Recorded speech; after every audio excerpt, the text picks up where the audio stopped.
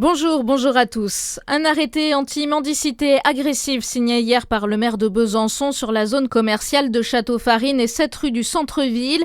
Il est entré en vigueur hier et court jusqu'au 15 octobre de 10h à 20h. Une mesure qui fait suite à plusieurs rixes, vols et alertes donnés par des riverains et commerçants. En Côte d'Or, le prêtre Yves Grosjean est sorti de prison hier. L'ancien curé de Sombernon et Arnay-le-Duc est mis en examen pour agression sexuelle. Détenu depuis un an, il ne pouvait pas rester en prison. Le code de procédure pénale exige la libération d'un prévenu au bout d'un an d'instruction délictuelle. Il reste placé sous contrôle judiciaire. L'instruction, elle, se poursuit.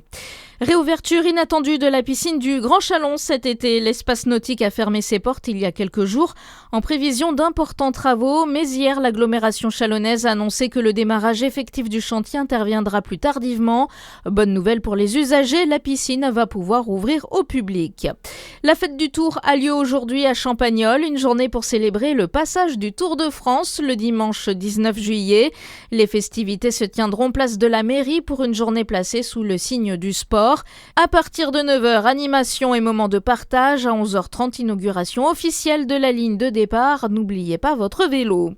Le traditionnel feu d'artifice de la fête nationale avancé au 13 juillet dans la capitale. Décision de la mairie de Paris pour respecter l'hommage qui sera rendu le 14 juillet pour les 10 ans de l'attentat de Nice en 2016.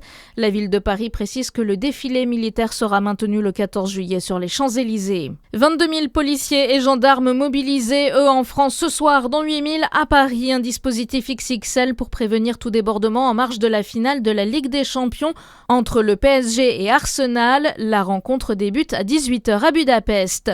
Et puis en hand, le Dijon MH a décroché un nul 28 partout face à Istres hier soir. Bonne journée sur Fréquence Plus.